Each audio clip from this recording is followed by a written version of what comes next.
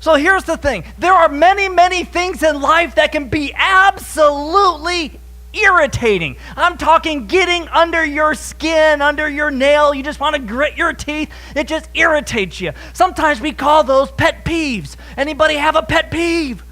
Yeah, okay, you know what I'm talking about. It's those things. It's where you just go, ugh. In fact, I want to do a church survey real quick to find out what pet peeves apply to our congregation. Because I've only been here for about 7 months, so I'm trying to learn y'all and find out what's going on with this congregation. So pet peeves here. Like, for example, loud chewing. If someone's eating cereal and you're like, or sipping their soup. Yeah, right, loud chewing. Or maybe people chewing with their mouths open. Right, maybe that's something on your list. We got a few people saying, yes, that's absolutely for me. People scuffing their feet. Or maybe standing in front of a door and not moving out of the way.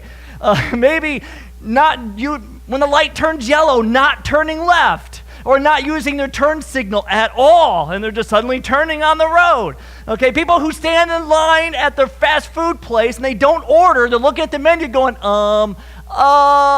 and you're just like, you know what they got, get out of the line. You know, you're just like, come on. You know, so many different pet peeves, like maybe slow cashiers, right? You're just like, step aside, let me do it. Bloop, bloop, bloop, bloop. Come on. You know, maybe slow cashiers. Anyone how about slow cashiers there? Or maybe somebody who repeatedly hits the elevator button, because that'll make it go faster. You know, or maybe it might be where they say, you should have been there. And you're like, well, clearly I wasn't. So don't say it. Or maybe your pet peeves is pastors who ask people to raise their hand and participate on a Sunday morning when that's not what you came for. There's everybody else. And so here's the thing. We all have those pet peeves, those things. Whether it's the feeling of chalk, licking a paper plate, or nails on the chalkboard, we have things that just drive us absolutely batty. And we just kind of go, ugh. You know, or somebody cuts us off and we just want to wave with only one finger. You know, whatever the case may be, we all have those things. And what we're going to be looking at today is Jesus going to be talking about first the law, and of course nothing's more infuriating than talking about laws, right? He's going to be talking about the law, and then he's going to be talking about anger amongst other things. So we're going to be looking at it, we're going verse by verse through the book of Matthew, and we're trying to hit this out, every verse, going through it, not skipping anything, and trying to unpack these issues of law and anger. In fact, today will be a special episode of law and anger as we kind of go through the book of Matthew and what Jesus has to say about this. And so we're going to be starting first with the issue of law. And so here's the thing here with the law. So Jesus came to fulfill the law. Verse 17, check this out. It says in book of Matthew chapter 5, starting at 17, do not think I have come to abolish the law or the prophets. I have not come to abolish them, but to fulfill them. Now this gets a little bit awkward because people begin to wonder, what does this mean? I didn't come to abolish them, which is how some people actually try to treat the law. Well, that doesn't apply to me. I'm in New Testament. I'm under grace, not under law. Or they say, well, that was Old Testament, and the New Testament is, well, newer. And so therefore I don't have to abide by the Old Testament. Or maybe they might say, well, the Old Testament is for Jews and the Israelite community. Those are Israeli laws, the Mosaic law, the Davidic law, and Abrahamic law, and that's for the Jewish community. It's not for the Gentile community. And then there are some Christians that go to the other extreme. And they say, even though we're Gentiles, we're supposed to have the dietary laws, and so they eat by the dietary laws. And they abide by the diet to all the different laws, minus, of course, the sacrifice at the temple, because there isn't a temple to sacrifice at. And so some Christians go to the other extreme. And there is that battle. Which is it then? Do we obey those laws of the Old Testament? Do we not obey the laws of the Old Testament? How do we handle this? Because Jesus said he came not to abolish, not to destroy, not to remove, but he said he came to fulfill. And what does that word fulfill mean? And what relevance does that give it then for everyday Christianity? And to put it simply, I could go through all the academics on this, and it is insane. Okay, there are thousands upon thousands of pages that have spilt ink and killed trees trying to understand this one verse. And so rather than take that hour, we'll just take 58 minutes. Is that all right? No, so instead of taking all that time, real simply, to fulfill means to complete. That's how Matthew likes to use that word, to complete. So when Jesus came to fulfill what the prophets have said, it means he came to complete what they had said.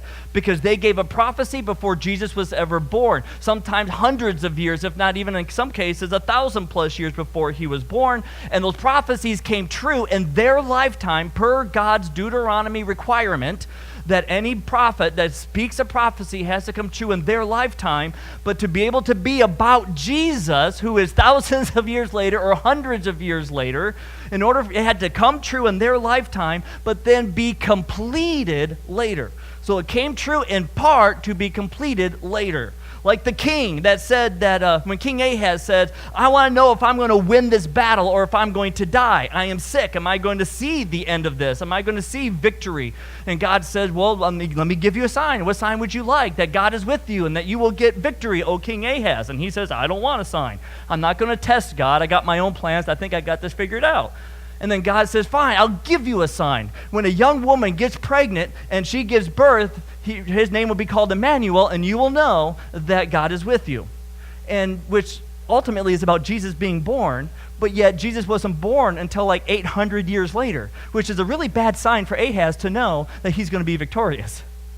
Okay, so what happens is that the woman gives birth to a child. His name is called a fancy name that does mean Emmanuel within that language, and he knew that God was with him. And then later, Jesus completed that to perfection by not just a young woman giving birth, but a virgin giving birth. And not only was Jesus named God with us, he literally was God with us. So it was completed to perfection.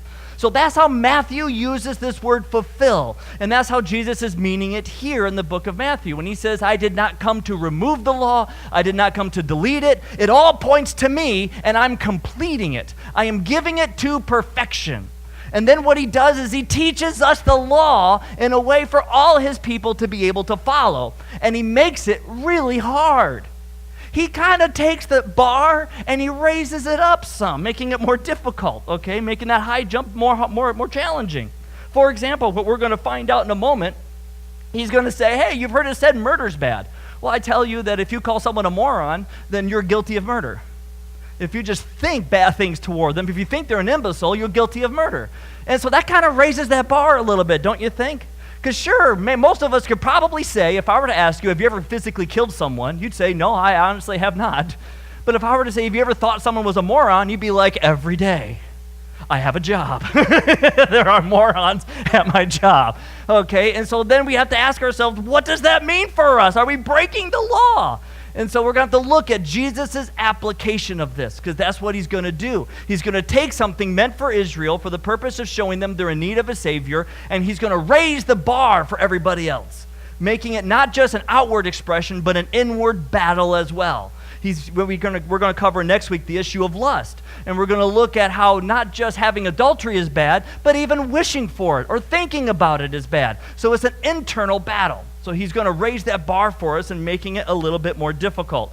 So he says, I did not come to abolish the law. Instead, I came to fulfill the law. And now he's going to act like a prophet. So check this out in verse 18. He says, for truly I tell you.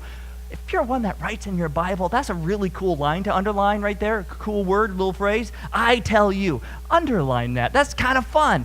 Because here's the thing. Every other prophet before him, every other teacher before him, they never talked like that. This is new. They always said, for the Lord came to me and said, or for the Lord said, or the Lord appeared to me in a vision and said, or for the scripture said, or for it is written, and you have heard it said. And they've always talked about another authority, either the authority of God talking to them, or the Bible, or some manuscript, whatever the case was. They're referring to that word that God has given them. Okay, so it's either, they're always referring to another authority. But Jesus comes, he doesn't say, oh, you've heard it said. He doesn't say, oh, God told me one day in a dream. Jesus says what? I tell you. Okay, so Jesus has the authority. He's God. He's prophet. He's telling, but he's the source of the authority. So he determines how this applies. So when he starts talking about the law and applying it, what he's giving us is God-approved commentary on the Old Testament. Isn't that awesome? I'm thrilled about that because I have a whole library from floor to ceiling filled. It's right in the other wing down there. You can go see it if you want. Not right now, but you can go see it if you want. You'll see hundreds of commentaries in there from floor to ceiling. And I'm reading these commentaries every week, flipping through the pages, checking things out, doing research. And all those commentaries have problems because they're written by people who have the tendency to sometimes be wrong. But just because they're smarter than you doesn't mean they're right about everything. And so, but we're not right about everything either. So it's good to read them and get insight. But all of them, I mean, there's all that authority in there, but they aren't the prime authority. I always often would think in school and as a pastor, why didn't God give us a divine ordained commentary? Why couldn't he just say, here's what everything means? Wouldn't that be nice? Well, he did that on some occasions. Like Matthew chapter 5, where Jesus is going to tell us what something means. Isn't that exciting? No mystery. Okay, that's people like me are excited about that, but you'll be excited someday. You'll see. And so he says, for truly, I tell you, until heaven and earth disappear, not the smallest letter, not the least stroke of a pen. Some translations, like King Jimmy, will say the phrases like the smallest jot or tittle. Type of a thing. And the jot is the stroke of the Hebrew letter yod, and a tittle is a little itty-bitty that goes on the end of a letter to help identify it. Very similar to, you, if you will, the stem of a pea. That little itty-bitty thing down there at the bottom might be called the tittle. So that's kind of what he's talking about. Not any letter, even the smallest letter, not even this least stroke, the smallest part of a letter that you look at, none of that will by any means disappear from the law until everything is accomplished. Of course, he's here getting ready to refer to what he's doing on the cross and his life and his ministry and what's going on with that. Therefore, anyone who sets aside one of the least of these commands and teaches others accordingly will be called least in the kingdom of heaven. Which is exciting, isn't it? Just to know that even the smallest law, when we talk about it, because even though he's going to go to the cross and rise again, he hasn't returned yet. So everything isn't accomplished just yet. There's still more to do. And so he's saying that every law is important, even the smallest one. And if you break the smallest one, you're going to be called the least in heaven. Isn't that encouraging? Oh, come on. What if your mom was like that? You know, if she said, hey, here's the laws of the house, and if you would disobey any of them, you're the least of this household. Isn't that encouraging? Doesn't that just want you to strive for excellence? It's hard stuff. It's really hard stuff. So he continues on. But whoever practices and teaches these commands will be called great in the kingdom of heaven. For I tell you, there's that again, okay, and this freaked out the Pharisees and the Sadducees and all the people of the land because they're like, no one teaches like this guy. No one talks like him. Who is this Jesus? Where did he come from? What's up with this guy? He's just blowing our minds. It's like mind blown. You know, that's kind of what Jesus is doing to everyone. So he said, for I tell you, unless your righteousness surpasses that of the Pharisees and the teachers of the law, which, you know, the Pharisees are happy with this speech. Right? They're all saying, oh, I have the feels. You know, they're all real thrilled about this. You will certainly not enter the kingdom of heaven. Okay, so here's this, a prophet. Their goal, a prophet's goal in the Old Testament was to be the mouthpiece of God and to declare him. Okay, that was their goal. They came on behalf of God and they spoke with his authority. Okay, so they would say, God told me to tell you that unless you shape up, then you're in for bad whooping. Okay, that was kind of God. That was kind of what prophets did. They were the divine. I'm counting to 3, and then the belt's coming off. 1, 2. Okay, that's what the prophets did. That they were that type of individual, declaring the mouth of God. Okay, now Jesus is the prophet of prophets. He's the culmination of the prophets. He is prophet, capital P, and he's God. So he comes with the warning as well as the authority in it himself at the same time. So he's like mom and dad wrapped up in one. Isn't that awesome? Okay, so that's kind of what Jesus is doing here. So he is going on saying, this is what's going to be taking place. Here's how those commands work. Here's what I'm expecting from the people who want to be in my army, in my kingdom. They want citizenship. This is what it's going to take. It's going to be that absolutely salvation is through Jesus and Jesus only. And what Jesus is asking for is, you are to behave in this way if you are my people. This is what citizenship expects. Okay, so these behaviors don't cause citizenship, but they're expected by those who are citizens. All right, does that make sense? Okay, so this is what he starts going into, and he talks about first anger. And he does these in triplets. He does 3 and 3 and a few, and it has some nice organization to it, but we're just going to hit the first one because it's Mother's Day, and what better topic to talk about on Mother's Day than anger? Oh, come on. Don't think that's all prude. Come on. What mom here has ever been angry? There it is. You see? It's appropriate. Absolutely appropriate. I don't know why I raised my hand. I'm not a mom. I'm a dad. But nonetheless, you get the idea. Okay? Every mom's been angry. In fact, dads, how many of you have been angry? Who would you say is angrier, mom or dad? And here comes the arm war. We'll find out. Okay, so we're going to talk about anger, and when Jesus kind of begins to unpack this, we're not going to hit every issue, psychologically speaking, about anger this particular week. Jesus talks about anger more detailedly later on. What I like to do is kind of take the text and unpack what's there, applying what is present in the text. I don't want to take something and put it into it. And so when we hit later on, we'll unpack anger again. When he clears out the temple, we'll talk about anger again and what it means to express it, meaning kicking over tables, cracking whips, all that good stuff. And that's in Matthew 21. So we got a little bit of a time to get there. But as we go, we will unpack this theme that Jesus gives and the issue of anger. So we're going to hit what he refers to and what he talks about in this passage today. So starting at verse 21, going to 26. Here's how it reads out. We'll read the whole thing and then we'll unpack this. You have heard that it was said to the people long ago, you should not murder, and anyone who murders will be subject to judgment.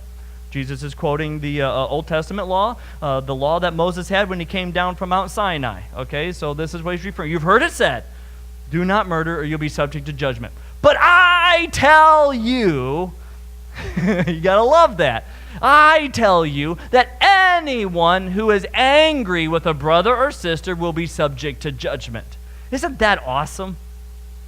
Okay, that anyone who is angry with a brother or sister will be subject to judgment. Again, in case you missed it, Jesus is going to make it extra clear. Anyone who says to a brother or sister, Raka, is answerable to the court. And anyone who says, you fool, will be danger of the fires of hell. Now, the word you fool, the Greek word there is moros. Guess what word we get from that? Yeah, moron. You got it. Okay? So just in case you ever wondered where we got the word moron, there it is. The Bible gave us that word. Isn't it cool? Thank you, Scripture, for that. Okay, in fact, if you were to name your daughter Moriah, that is a name version of the word to be a moron. Anybody know somebody named that? You're welcome. Let the jokes commence at work. Okay, so if anyone says you fool, will be in danger of the fire of hell. Therefore, if you are offering your gift at the altar and there remember that your brother or sister has something against you, leave your gift there in front of the altar. First go and be reconciled to them, then come and offer your gift. Settle matters quickly with your adversary who is taking you to court. Do it while you are still together on the way, or your adversary may hand you over to the judge, and the judge may hand you over to the officer, and you may be thrown into prison. Truly I tell you, you will not get out until you have paid the last penny. Now, let's unpack what's being talked about here. Jesus is talking about anger in 2 different categories in case you missed it. He talks about against the brother and sister and then the adversary. Okay, now whenever the term brother or sister is being used, it is always in the book of Matthew referring to within the church, brother or sister in Christ, not biological siblings.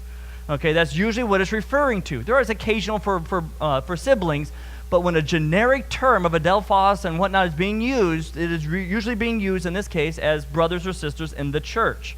Okay, so he talks about in the church and then outside of the church. That's how we're going to approach this in 2 general categories. So he says it is very problematic if you're angry with someone within the church. And then he says, if someone outside of the church has a problem, you got to deal with that as well. So he's going to deal with this on two different categories. The first one is within the church. So we'll hit that first, okay, dealing with it within the church. And he says, don't say raka to them. Of course, we have a hard time saying that. It like slips out every day, doesn't it?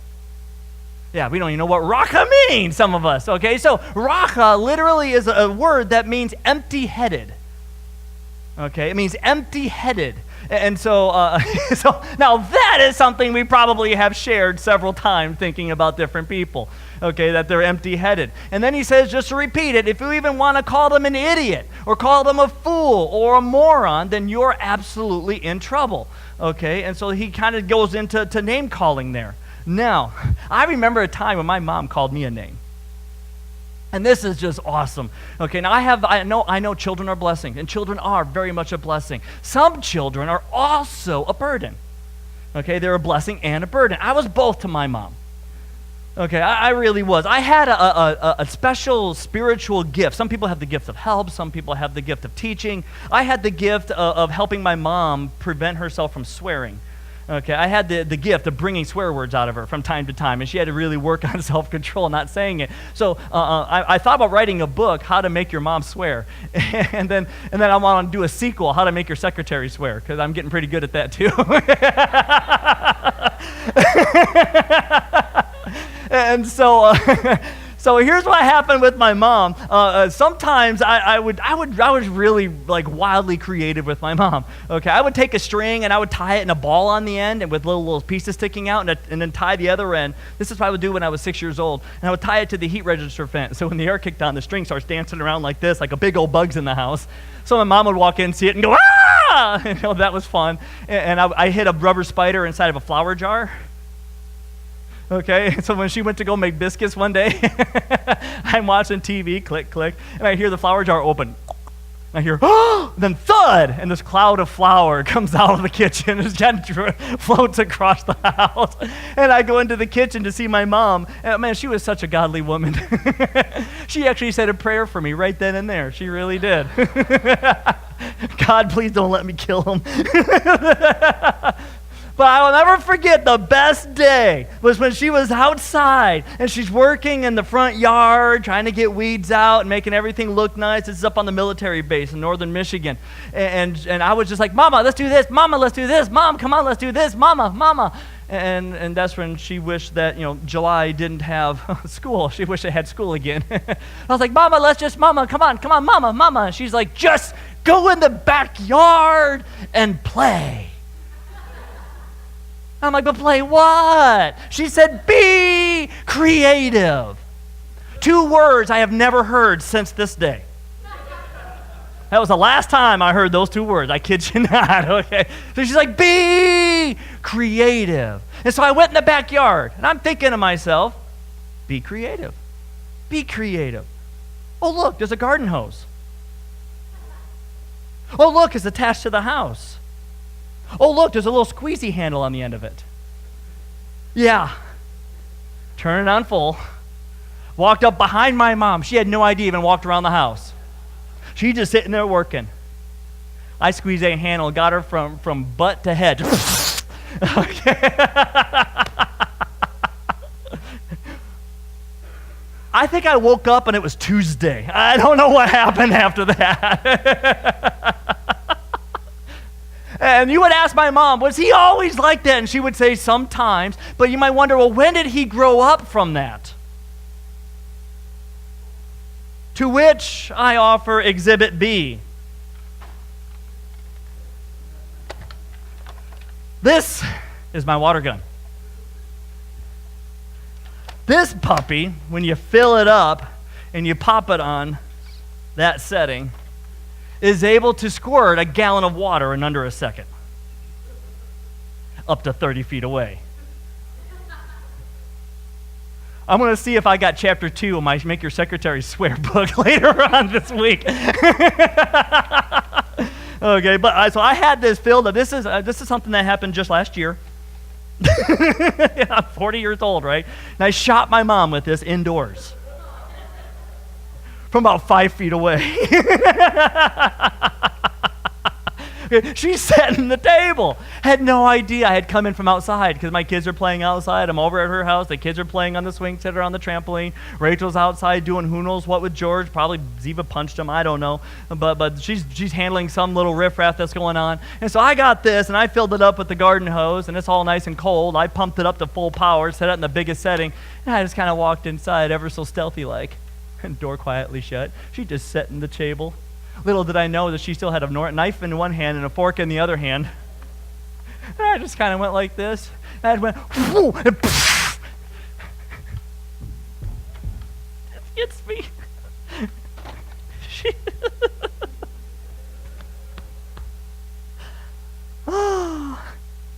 She looked like the Swedish Chef from the Muppets, okay? She just She looked like a Muppet. I kid you not. She just like, more. And she said, "You stupid little," and I'll let the rest go. Okay, let your mind go from there. She called me moros. Or a translation thereof. She later apologized to me. I shouldn't have called you stupid. But what were you thinking? That was so stupid. That was indoors. So this is the thing. What do we do when we are caught with those moments of anger and we let words fly out? Because every single one of us are guilty of that. Every single one of us have had our vocabulary slip us at some point. Some more creative than others. But we've all had that issue. We're like a dandelion into the wind. Okay, we've all had words go that there's no way of taking some of that back. Even with the phrase of "I'm sorry," there's no way of taking some of that back. And so what do we do with that type of anger? When we look and Jesus says, hey, control that tongue. Control even the thought process that's going on. Control yourself. And we find ourselves absolutely failing. Okay, sometimes other people have instigated the issue, but we're still held responsible for our choices. Okay, I know we like to say the phrase, "You make me so mad," but when in reality, nobody makes you mad. It is your responsibility. You are not a robot that other people have a remote control where they can say, jump, anger, laugh. Okay, they don't have that type of remote control. You are responsible, and sometimes some things are worth being angry about, and sometimes things very much are not. Jesus isn't saying like a blanketly saying you can never, ever, ever be angry, because Jesus, who was without sin, was indeed on several occasions angry. Okay, so when we look at this, he is talking about, when he says, do not be angry with your brother and sister, what he's referring to is, if you are angry with a brother and sister, don't let that go unchecked. Don't let that go ignored. Deal with it. Reconcile that relationship. If they have wronged you, you approach them and you deal with it with them. You might say, but what if they've wronged me like that? You mean I have to be the one to first go? They wronged me. Shouldn't they be the ones to come to me? According to Jesus, no. I mean, sure, they should, but they might not. Well, why wouldn't somebody who wronged me come to me? Aren't they sorry? Well, first they have to know they really offended you. It is entirely possible that things can be said that can hurt your heart in a way that they had no idea what had been going on. So they don't know that there's an issue to approach you about. So sometimes we do have to, as the innocent party who has been offended and hurt and belittled and betrayed, have to approach the offender to say, man, you really cut me down there. And we have to kind of start that reconciliation process. It is important to try to build those relationships up. So important is it that Jesus actually says, do not do worship until you've dealt with it. Just if you want to give an offering in the offering plate, awesome. Put it back in your wallet, leave, take care of the problem, then come back. Because why try to worship God when your heart is distant from Him because you're living in a broken relationship that God wants mended? Why come here and sing songs when you got a broken relationship that needs fixing? Now, this is not an excuse never to attend church because someone's always mad at you. I know people that want to go that way. They want to say, well, in that case, someone's mad at me somewhere, so I'm just going to stay home. That's not the point. Don't take it there. He is talking about the urgency and the necessity of fixing relationships that are fractured. Because that's what anger does, is it breaks relationships. It's what it, especially if it goes unchecked.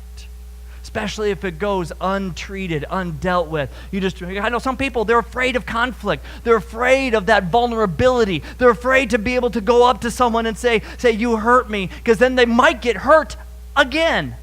So there's risk that is involved. Absolutely true. There is complete risk doing it God's way. But trust me, do it God's way. What if they hurt me again? If they hurt you again when you tried reconciling and they are refusing the reconciliation, then who's the judgment going to be upon? Them, not you. But if you choose out of self-preservation to not even approach the issue, then judgment's on you as well. So try to reconcile that relationship. There is complete urgency on this. Same thing with those that are outside of the church. That's why he covers it, both areas there. Go with those that are outside of the church, the adversary, the ones who want to take you to court or whatever's going on. He says, man, try to fix it. Try to reconcile that relationship. Try to rebuild that unity that's there. Try to give them the freedom to fail you again. By the way, that's what you're giving when you're forgiving, is the freedom to fail you again. Try to do that. In fact, if you ever want a really good definition of the word forgiveness, I love this definition. It's what I use in counseling circles. To lower the anger toward. So that when the issue comes up, when that person comes up, you don't automatically go, I hate that guy. I can't stand that lady. Man, she drives a broom professionally. Okay, whatever the case may be. Man, if that woman ever got any dumber, you'd have to water her. You know, whatever the case may be, that you don't jump there because you've offered that forgiveness, that lowering of your anger toward that individual. In fact, I'd like to even ask this wonderful question here and offer some good guidelines here on this, on how to actually begin to do what Jesus is talking about doing. Because we see it, we see him say, hey, approach the person. We see that here. We say, oh, look, they need to go and they need to leave their altar and then go to that person. Leave your gift, go, be reconciled. But how do we be reconciled? What are some ways that we could do to actually begin to watch those relationships begin to heal? And I had covered some of these principles like maybe 6 or 7 months ago, but I want to take more detail and a little bit more time with these for you rather than just shooting through them like a machine gun, so that we can kind of see what these are about, so that we can all begin to have reconciliation within our relationships. So here's some practical guidelines based on Jesus' teaching here on how to make things right. How to begin to actually reconcile broken and fractured relationships. And it needs to start really simple. I did blank. Okay, especially if you've wronged someone, if you're the guilty party, someone's taking you to court, or you said something against someone, or you've said a phrase against, even if they wronged you, okay, they said a bad word against you, or they betrayed you, and then you had a vengeful spirit toward them. And it's funny, vengeance is an interesting thing, because vengeance is never equal pay for the crime done. Every time we want to see somebody pay for what they did, we tend to up the ante a little bit. We always want more than what they did to us. Always a step more, a little extra humiliation into it rather than just the exact same. So it's never equal pay for equal work when it comes to vengeance. We always like to up the ante on it. And so whatever the case is, someone who wrongs us and we start having really frustrating or angry responses, sinful responses back, that's when we try to go up to someone and we do not blame. Okay, I love this phrase, being able to say, I did blank, whatever it is. Don't say the word blank, that's weird. Okay, whatever you did, you fill in the blank, okay? So I said this, I did this, whatever the case was. And what's nice about this is it completely, absolutely avoids the whole issue of if confessions. Okay, and if apologies. I don't know if you've ever heard an if apology before. Well, if I hurt you, I'm sorry. And that's such a wuss way of doing it. Think about it. If I hurt you, well, did you or did you not hurt me? Well, if I offended you, I'm sorry. Well, did you or did you not offend me? Don't say if. Say, I offended you. Okay, start there. Okay, so it's that type of a deal. It's being able to hit it straight up. Okay, so it's that type of deal we get to start with. I did blank. No if apologies, nothing like that. I did blank. Okay, and then we can start it off with, afterwards, the second part, it was wrong. It was sinful. It was inappropriate. Whatever word you want to use. You got a thesaurus? Have fun with it. Okay, but the point is, recognize you should not have done it. So I did blank, and it was wrong. It was sinful. And I love this because it eliminates but apologies. I don't know if you've ever heard a but apology before. I'm not talking about I'm sorry about your butt, okay, or about how big it is or anything like that. I'm not talking about those types of but apologies. I'm talking about where you say, I did this, but you did this. Have you ever heard that? You know I said this, but you just make me so. And you get that but in there. And what the word but does is it says that what previously came before it doesn't matter. It's an erasing word. Okay, so that but goes, I sin, but that doesn't matter because you did this. It is more your fault. It's called blame shifting. And it's like a kid on the playground that says, yeah, I hit him, but he hit me first. Well, yeah, if he hit you first and you went back and hit him even harder, you're still guilty. It doesn't matter who swung first, who spoke first. Does Jesus care who did what first if both people are guilty? It doesn't matter. What matters is, are you trying to reconcile? Are you trying to fix it? So that's what Jesus is about here. Okay, so you approach, you fix, you deal with it. So I did blank, it was wrong, period, I'm sorry. Okay, no buts, no ifs, no coconuts, right? Okay, it's just all of it right there, just laying it out. Absolutely, simply laying it out. And some people, they want to skip 1 and 2 and just go straight to 3. And that doesn't work. That's a board game apology. Right? That's, pick up a card, flip it over, sorry. That's not the same. You don't just go up to someone and just say, sorry. Well, sorry about what? What's going on? And in all reality, we all have to have that open communication with this. Okay, because there are times where maybe, I've seen this happen before, where people aren't very clear in their communication, especially when you have like a guy comes home and you can tell when the wife is mad at her husband. She doesn't have to speak a word. Okay, you know what those are, guys knows what I'm talking about. I can see them already going, oh yeah. When you walk in the door and you go, hey honey, and she says nothing. She's just standing there at the sink. And it's almost like Lord Vader's in the room. Right? She's just kind of cleaning, and you just got that coldness coming at you, and you're just kind of like, Voldemort? What's going on? And you're like, hey, how's it going? You put your hand on her shoulder, and she just kind of does one of those things. You know what I'm talking about? Like don't you touch me. She didn't have to say it. She just all of a sudden feels it, just that recoil. Or maybe you put your hand on, and all of a sudden it's like you just touched a taser. What? What's going on?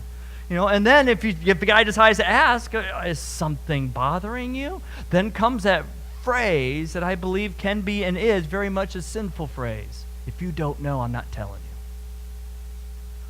Think about that.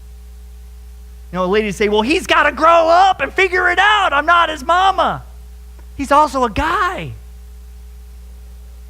And sometimes he could be absolutely oblivious. Oh, how could anyone be oblivious? Well, if he was that clueless, if he was that aware of what's going on, he might not have done it in the first place, because usually the average man does not try to sit down and figure out how to tick off his wife. It's not how he wakes up in the morning. Ooh, how can I really tick her off all this? I'll do it. That's not usually how a guy wakes up. Okay, maybe on the brink of divorce, but that's not how a guy is waking up. Okay, and so don't be like that. Well, if you don't know, I'm not telling you. You go figure it out. Because Jesus says to be able to reconcile, sometimes the offended party has to approach the offender and say, here's what's going on. I have been really hurt by this, and I have had thoughts that I shouldn't be thinking about this. I've been holding it against you. I am sorry. That is wrong. Can we please talk about this? You notice I didn't put any blame in that phrase, that it was your fault. It was, I'm hurt, I've offended, I've been hurt, I'm doing it, I've had sinful thoughts, I've had this going on. Can we talk about this? It's not pointing the blame. It's not putting the guy on the defensive. It's simply saying, can we talk about this? Can we make this right? That's what needs to be done. In fact, maybe some of us here have a mom in our lives that we have a broken relationship with. Or maybe there's moms here who have children that you have broken relationships with. And that you might say, really, you're going to talk about broken relationships with moms? Well, moms are not perfect ladies. They screw up. And kids screw up. Husbands screw up. Everybody screws up. If there's more than one person in that household, there's a screw up in that home. If there's one person in that household, there's a screw up in the home. He just doesn't know it because he's alone. Okay, but there's screw-ups in the home. We all screw it up. The question is, what are you doing to fix it? Are you willing to leave here and pick up the phone or make a drive 2 miles down the road or whatever is necessary to go up to that person whom you have a broken relationship and try to mend it? To try to say, this is what's going on. I did this. It was sinful. I'm wrong. Will you forgive me? Will you no longer hold this against me? Will you no longer just think about this in an angry way? Will you lower your anger toward me? Can we try to find a way to make amends on this issue? Is there a way to restore what once was? And you might even say, well, my mom's been riding a broom since I was born. And she's been abusive, she's been a drunkard, she's been a druggie, she's been whatever the case is. Is it still possible to reconcile what may have been broken from the start? It does take both parties, but you cannot guarantee the behavior of another person. Sure, you might be able to try to predict with some sort of accuracy, but you still cannot guarantee. Well, I know what she'll say, or I know what he'll say, it'll just go this way. Well, did you have the conversation yet? No. Well, had they said that yet? Well, no, but they're gonna. Well, they haven't yet. Nice crystal ball. That doesn't excuse you. It doesn't justify you. Make it right. Because you are responsible for your part. For your part. So are there broken relationships right now?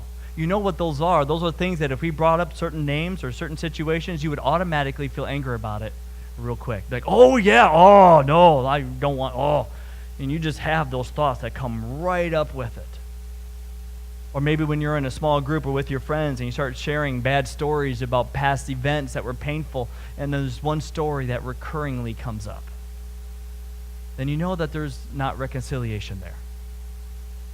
Even if you have what you might think is a happy relationship with someone, but that bad story keeps coming up time and time again, fix it before that relationship goes from good to bad. Because it doesn't take long for anger to be like that little fire that slowly cooks the life out of a relationship over time. So would you do that today, this Mother's Day? What relationship need to be made right? Make it happen. Let's have a word of prayer. Heavenly Father, Lord, the forgiveness you've offered us is amazing. Lord, we didn't even deserve it, and yet you offered it.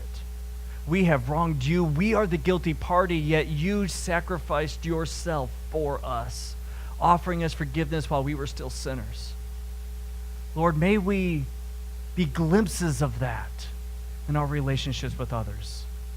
That even if we're the ones wronged, Lord, help us have the courage to try to offer forgiveness, even if others don't deserve it. Help us, Lord, to forgive others. Help us, Lord, to be able to have the strength to just say, I will not hold this against you anymore.